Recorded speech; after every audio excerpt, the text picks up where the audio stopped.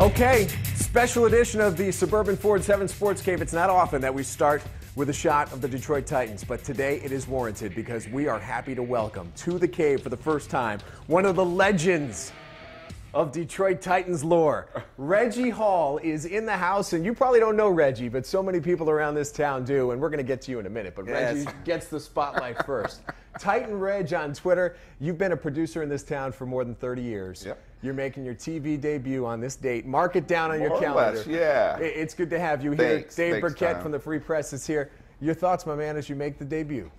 Well, I'm excited. It's fun, and it's good to see some Titan gear up here, and finally have a Titan on the broadcast. I'm pretty excited. We got Titan Reg with us. We have Greg Kelser with us as well. We're also going to talk with Meghan Brennan, who's down in Brazil, getting ready for the United States soccer game today. Dave Burkett is here, of course, with all the Inside Lions info. What do you got for us? Any good tidbits right off the bat? I'm just happy to be sitting on the same couch with Reggie right now.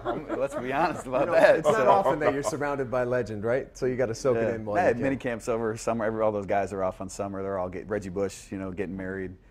Some of these guys, Don Carey, getting married. That's how they spend their off season. Who needs Reggie Bush when you got Reggie Hall? That's right. That's what I'm saying. I like that segment. Yeah. Give me your thoughts on the Tigers. A little pitter-pat last night. Joe Nathan blows in the ninth inning. Miggy comes up big in the 10th, but yet again, never easy with these guys. They struggle in Cleveland. I don't know what it is about that ballpark or that team, but they really struggle in Cleveland. But I will say this. The Tigers play well because they're used to being the first place Detroit Tigers. They're used to playing with that mantle. And that showed a little bit this weekend as they reclaimed first place in the AL Central. A little bit of good, a little bit of bad, I think, yesterday. I mean, you see Justin Verlander maybe get back on track, pitch, a real strong game. Joe Nathan, who maybe we thought got back on track, blows a save again, his fifth save. I mean, I think that is still the biggest question as we head into, the midsummer here is what are the Tigers going to do with their bullpen? I think they need Phil Koch. I know he closed it out yesterday, but they still need a lefty back there. They need to do something about Nathan, see if he can get straight. Yeah, and Albuquerque too. I mean, Albuquerque he gave up one yesterday. Yeah, he struggles. I don't understand it. He has great stuff. Just like he's afraid of his stuff. Throw it over the plate. Throw it hard. Throw it low, and let it go. And he seems to just not be right, mentally. Nathan got the first two outs relatively easy in the ninth. And it was when he started letting the hits bleed through and when his pitch count became an issue, that's when you started to get concerned because you knew he had been in the games on Thursday and on Friday. It's like, this can't get too deep. And it was really the recipe for disaster because he started throwing over 30 pitches, and now he's got close to 65, 70 pitches in 3 days, and that's trouble. Yeah. When you get up there, when you're that age, I think that's to be expected. You get overused a little bit like that, but still, I think Joe Nathan showed some positive signs here in the last week or so. When he closed out a few games, he said he changed his arm slot a little bit. That seemed to help. And I still think, as I spin it forward a little bit, that the Tigers, I look across the rest of the Central, I still think they're going to be the team to beat. I still think they're going to, maybe win this comfortably. I don't think the other teams, Cleveland, Chicago, Kansas City, I don't think they have the pieces to go out and get a really impact player at the trade deadline that they might need to overtake the Tigers. I agree. In Kansas City, though they played well here, to take over first place, you see how long that lasted. 1 day. and it's just, as I said earlier, they haven't played with the pressure of the first place Kansas City Royals. And that seemed to show as they fell right back. And the Tigers are starting to step right back up and claim their rightful place at the top of the AL Central. Well, as always, we want your feedback. Please use the hashtag 7SportsCave, and we'll get to some of your tweets throughout the show. Our producer, Mike Foss, will join us. Before we transition into the Lions, I want you guys to take a look at what happened yesterday in the San Diego Padres game. For the first time, a player, Alex Torres, put on one of the protective caps. Your thoughts on the protective cap that Mr. Torres wore last night? Hey, I give him credit for wearing it. I mean, maybe it looks a little awkward at first, but listen, head injuries are no joke, and we've seen time and again in the past couple of years when pitchers get hit by, a ball batted back up the mound. Look, I think it's a step that I give him credit for taking, and I think more players should take it. Maybe it's just opening the gates for that to happen. I agree, and the ball comes back at you so fast. You're throwing hard, and it's coming off the bat sometimes even harder. and not being able to react. I think having that kind of safety protecting your head is a wonderful. It's not going to stop everything, but I can't get that image of Aroldis Chapman from the spring, out of my head when you showed that. That was the first thing that came to mind. Got to take advantage of you being here. Let's tap into your knowledge. You talked about some weddings, but people don't want to hear about weddings. People want to hear about what you know relative to the Lions. A lot to talk about before training camp starts. Give us your headlines. What are you thinking about? What are you focusing on as this team gets geared up to come back to Allen Park? Yeah, I think there's only going to be a few camp battles, really. I think most of these roster spots are pretty settled. I think the couple that you have to look at, kicker, though I would think Nate Freese, the rookie, probably has the edge up there. Kyle Van Noy is probably going to win that outside linebacker spot, but Ashley Palmer, like all the vets, was working with the first team early on. And then the slot receiver one, Jeremy Ross had a really strong spring. Always take these with a grain of salt, who's doing what. Ryan Broyles is the other guy. They still do need a third receiver. Eric Ebron's going to play plenty in there, but I think they need a third receiver, and if they can get something out of Broyles or Ross at that position, I think that's really going to help the Lions out a lot. And Ndamukong Suh's the other one, of course. I mean, who knows what's going to happen with his contract. I know I've said all along that I think that the Lions are going to get him done this summer. Maybe I'm starting to come off that a little bit. If you made me guess, I would say that they're going to get that done, but it's surely not a sure thing at this point. Dave, you just talked for a minute and you didn't even mention the secondary. How can you talk about the Lions and not mention the secondary? That's what it's going to come down to, isn't it? Well, now that Chris Houston is gone, I mean, they really. I think you can look back at what they did or failed to do in the draft, really, and there are some legitimate questions. I will say this though, and I've said it all along, that the Lions weren't counting on Chris Houston to be a big part of the secondary this year. They had Darius Slay, Rasheem Mathis. They had those guys penciled in as their top two. Bill Bentley or Nevin Lawson is going to be the nickel guy.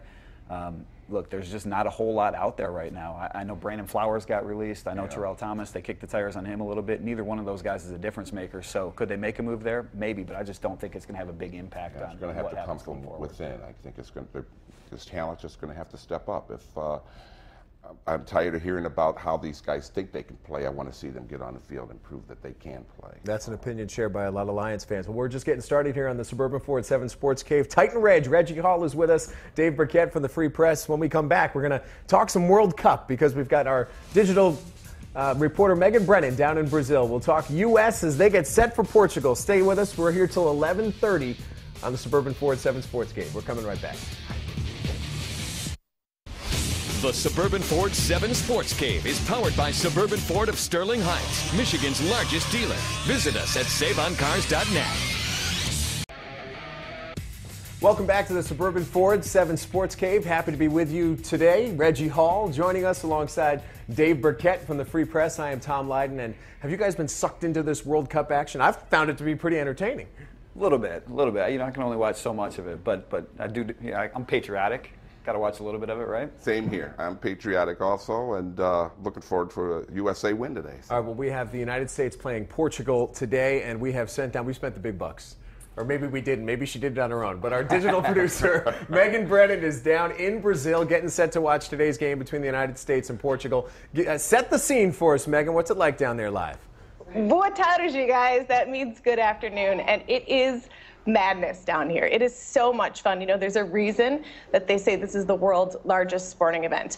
People from all over the world. We went out the first 10-15 minutes we were here. We went and grabbed breakfast.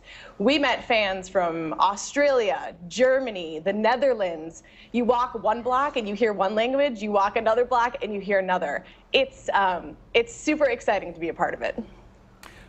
Big game today, obviously, the USA. Can you just explain for the viewers out there what they need to do in order, if they win, what a win means, how that will help them advance to the next round, and also what they'll do to replace Jose Altidore, who's not playing today because of injury?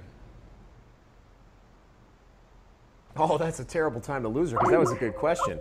You're the man right there, like spouting the My soccer World Cup knowledge, that right? Was really good. I told you I'm for a guy watching who a little said- bit. I'm watching a little bit. Well, I'll offer an opinion on that. Let's hear it. I'll try to answer the question. How about that? One thing I think the USA needs to do is get off to a fast start like they did the first game. That's number one. And number two, possess the ball a little more. They scored early in the game against Ghana, and then they let Ghana have the ball and ran all over the field. It's like, oh, they're going to score. They're going to score eventually because they have the ball too much. USA play a little more ball control, score early, and go and play hard. Titan Reg, I thought you were a baseball guy. Look at that. Hey. You guys both just threw out the ultimate Lou Holtz sandbag job right there. It's like, oh, no, I'm patriotic, and then you drop some serious knowledge. Let's get to our social media reaction. We're going to check in with our producer, Mike Foss, who's in the studio, in the control room, I should say. And, Mike, what's been going on there so far today? I know that 7 Sports Cave hashtag is pretty active. Yeah, and as we often see when we have our pal Dave Burkett on the show, a lot of Lions questions rolling in, and who better to answer them with our Lions expert in the house. Let's get to some of them. We've got a whole list of questions here coming in for Dave. Daniel asks if the Lions will split Ebron like Michigan has done with Funchess. Grant asking how comfortable the Lions are going with the combo of Austin and Swanson if Sims is slow to get back to good health. Another one from Grant, if LaShore is behind Riddick on the depth chart, what value does he provide over an extra wide receiver such as Broyles? And Al asking, I guess the question on everybody's mind, do you think Sue's contract will be unresolved going into training camp or the beginning of the season? I guess let's start with that. Dave? Yeah, that's a number of them. To start with Sue, look, I've said all along, I thought they were going to get a deal done with Ndamukong sort of on the Matthew Stafford timetable, kind of like last year, early July. I'm not so sure right now. I mean, if you had to ask me, I'd put about a 55% chance on them getting a deal done right now. The big thing is how motivated is Ndamukong Suh to get this deal done. The Lions are going to pay him a lot of money. They're going to pay him more than $13 million a year. Ndamukong, does he want that? Does he want that on a short-term deal like I've heard? So maybe he can get another bite of the apple in a couple years. And if he doesn't sign it right now, I think he's going to become a free agent in March. So I think the Lions, they need to get something done by early in training camp in order to keep him around. Interesting question about Michael LaShore. Here's a guy who really didn't have much of a role at all last year. Is he a person who's going to end up staying on this roster? And the question was, is it Michael or another receiver? I don't know that there's room for Michael. I mean, I know the Lions have talked a lot. Martin Mayhew has this offseason about how he can have a role on this team, and Michael said that he has a better line of communication with Joe Lombardi, the offensive coordinator this year, than he did with Scott Linehan last year. But at the end of the day, I just don't know that there's room for 5 running backs. You're going to have Reggie Bush, you're going to have Joique Bell, you're going to have Theo Riddick, you're going to have a fullback. If Michael LaShore comes back, he's probably in the same role that he was last year, and that's just not seeing a lot of playing time on the field. Also, that question about Rob Sims, a guy who underwent a little bit of surgery this offseason. Do you anticipate that he'll be back full strength? And is he a guy who might be teetering on the edge of perhaps being a cap casualty to open up some space for these young guys? Yeah, no, I think the Lions are kind of set, cap-wise right now. It's everything is that they're going to do. There's nobody else big out there to sign. Rob Sims, they're expecting him back. I don't think Rodney Austin is quite ready. I think you're going to see the same offensive line that you had last year. The only question is what's going to happen at right tackle, and it's probably going to be Adrian Waddle over Corey Hilliard. But I think this is a big season both for Rob Sims and for Dominic Raiola. Both those guys are in the final year of their contracts. Travis Swanson, they used a 3rd-round pick on him. He's going to start somewhere presumably next year, so there might not be room for both Raiola and Sims after the 2014 season. Well, the Lions, whatever happens with the Lions, I just hope that they come together and play as a team. I worry about the defensive backfield. It's so bad. I just want to see some improvement and see some guys step forward. Greenwood, someone step up and make some plays. Yeah, you know what? I mean, on that, to kind of what we had talked about earlier with the defensive backfield, Greenwood's a guy that still has some practice squad eligibility. They have a way that they can hide him. They really need those frontline guys to step up and perform. Rasheed Mathis, if they can get another season out of him like they had last year, I think they'll be okay. If not, who knows what's going to happen with that secondary. Let's check in real quick with Mike again. Mike, I want to go back to the control room. Do we have any other questions that have been coming in? What else is coming in maybe besides Lions? Well, obviously the usual stuff about the Tigers bullpen. A lot of fans still concerned about Joe Nathan after last night. Still, I know we joked about however many weeks in a row this has been, but still just continues to be a very hot topic. Yeah, I don't know, Reg. What do you think they need to get in the trade market? Is there something that they can get to help this bullpen? I don't know. I think they have the talent. I actually think the players that they have the talent to produce, but you just got to do it, and it got to step up. Trading, I don't know how many pieces they have that they can trade to get a quality reliever. I mean, they're putting a lot of faith and a lot of hope in getting Handrahan back at some point, and maybe that might help. But once again, I think the Tigers are in a situation you have to improve from within. You've got the guys, and they've got the experience to do it, So let's do it. Well, Hammerhand, I think to your point too, maybe when we get to the playoffs or when we're talking late in the fall, you know, Drew Smiley's a guy that obviously in the starting rotation now, but that's a guy that can easily transition to the bullpen, maybe help out there too. All right, nice job, boys. We're going to come up on the other side of the break, and we're going to talk a little hoops. And who better to talk some hoops with than that guy right there, Greg Kelser, 1979 NCAA champion and now current analyst of the Pistons. We'll talk some hoops. We'll talk about his basketball camps, all that and more. Coming up on the 7 Sports Cave. Parts Galore presents this segment of the Suburban Ford 7 Sports Cave. Dave Burkett and Reggie Hall along with this guy, Greg Kelser. And it is great to have you here with us, man. It's so good to be here. And Thank it's a you. busy time of year for you, Yes. every year, because you have your camps, which have become such a part of the fabric of this Metro Detroit community. Why are the camps important to you? What makes them different? And they continue to grow every year. I see more and more camps every year. Right, right. Well, you know, we've had a lot of fun with the kids over a great number of years. I did my first camp in 1978 after my junior year at Michigan State. And they blossomed since then. And the thing that I really get a kick out of, I tell people this all the time, you know, there are men and women 48, 50 years old that have come up to me now and say, hey, I was at your camp, and it really dates me. But when you think about it, I was 20 when I did my first camp, and there were 15-year-olds at that camp. So I was only like 5 years older. That makes sense. That's cool. What's different about them, though? Because I've been to a few of them, and it's more than just what the kids learn on the basketball court. Well, you know, we recognize that youngsters come to basketball camp to increase their basketball skill and knowledge. But, you know, we decided a long time ago that we have to do something while we got them. We have to go beyond basketball and really try to emphasize other things that are important, like education. You've seen our setup. You know, we have classrooms. We give them small exercises, a little bit of homework, nothing too strenuous. But the whole idea is to let them know that education and academics can and must coexist. I feel like I'm living proof of that because I was lucky enough to realize my childhood dream of playing professional basketball, but it certainly didn't last forever. That's right. You have to have something else to fall back on, and oftentimes that's your education. Well, we see the dates up on the screen right now. There's still time to register. How many kids roughly attend each of these camps? What's your goal? Well, our goal is to get close to 100 kids. We can properly and efficiently manage 100 kids in most of the gymnasiums that we utilize. You know, wonderful facilities. We start tomorrow at Cass Tech, but that camp is full, but there's still certainly room at Southfield High, Grosse Pointe North High, and West Bloomfield High School. And again, boys and girls ages 7 to 17. 100 kids, that's our goal. Sometimes we get there, sometimes we're just a little bit short, but my thing is we address those and we deal with those that come. We make sure they have a great deal of fun and a memorable week. And we have so many kids that come back. Once they come once, they like to come back again and again. You may not know this about Dave Burkett. This boy can hoop. Can Dave hoop? He's very, very good. So I know you got some hoops questions. You got any flaws in the game, come see us. Oh, I do. I need some help with my shot these days, so maybe you can help with that. But no, the NBA draft is this week, so I am curious. Joel Embiid, a guy that's been talked about a lot, had some injury problems, both the back during the season and the foot now. How high would you take a guy like that in the draft? Well, you know what? If I weren't Cleveland, I might still take a chance on him. But when you think about Cleveland and maybe the uncertainty of last year's pick at the number 1 spot, maybe they want to go with a certainty. So now that brings Parker Wiggins into the mix. Embiid, his potential prior to the injury was off the charts, you know, things that they were projecting for him. But when you get a foot injury and you know the history of this foot injury with regards to bigger, taller players, that sort of sends a little red flag, and maybe you go with that a little bit more cautiously. I'm a Parker guy myself. Who would you take first? Flip the coin. Flip the coin. Yeah, flip the coin. I don't think you can go wrong either way. I like them both. I wonder, what's the plan for the Pistons? What do you think they're going to be able to do?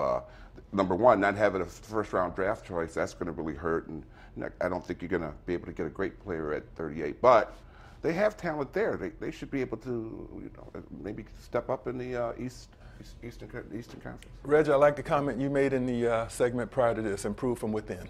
And I think the Pistons have enough talent right now. If they make no moves whatsoever, if you bring back that same roster from last year, I think there's enough talent to get to the playoffs. The biggest difference is the guy that's coaching them. I like Stan Van Gundy. He has a proven track record of success in the league, but I think more than anything else, he brings accountability.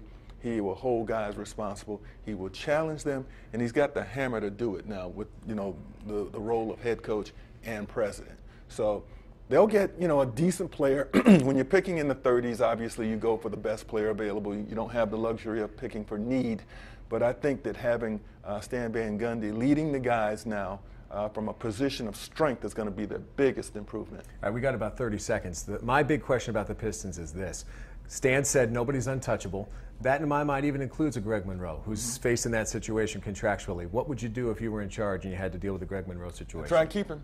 I would try and keep him because I think Greg Monroe is a 16-10 guy, night in and night out. He's durable, he's reliable, he's there, he plays, he doesn't miss games. Pairing him with Andre Drummond, I think the Pistons have a very formidable young twosome on their front line that they can grow with for years. All right, well, that's the man that you know so well, the man who covers the Pistons but also has such green blood running through him. 1979 NCAA champion, Greg Kelser. Thank you. We beat the Titans that year. Yeah, you don't want to bring that up. We would have given you your best game in the tournament, too, because you clobbered everyone else. Thank you very much. Appreciate it. Good luck with the camps. We will be back with one final segment here on the Suburban Ford 7 Sports Cave. We go to break with our high school play of the week, and this one, kind of a review of what went on this past season. The Northville girls soccer team went undefeated, 23-0. Megan Buckingham had a heck of a year. Gatorade Player of the Year for Michigan, Miss Soccer. She's headed to North Carolina. Northville won the Division I state title, so we tip our hats to them. Congratulations to the Mustangs, and thanks to our friends at State Champs for giving us those high school plays of the week throughout this school year. We'll be back. Condensed version of the Suburban Ford 7 Sports Cave today because we have World Cup coverage coming your way right here on WXYZ in just a matter of seconds. So, the questions, predictions for today. Do the Tigers win? Does the U.S. men's national team win? I think they both win. I think the Tigers will sweep in Cleveland. And USA, they want to. If you want to be on top and get a good matchup in that knockout round, you got to win today. Dave? I'm patriotic, but I'm going with Portugal. Ronaldo. He's going to get it done Cooper. for them. I'm done Tigers with you. do sweep. Tigers sweep, we're though. Wrapping it up. We want to thank Greg Kelser for showing up today. And as always, our guest signed the poster here in the Suburban Ford 7 Sports Cave. Brad Galley is back from his honeymoon next week. We thank you for joining us today. Have a great Sunday. The Suburban Ford 7 Sports Cave is powered by Suburban Ford of Sterling Heights, Michigan's largest dealer. Visit us at SaveOnCars.net.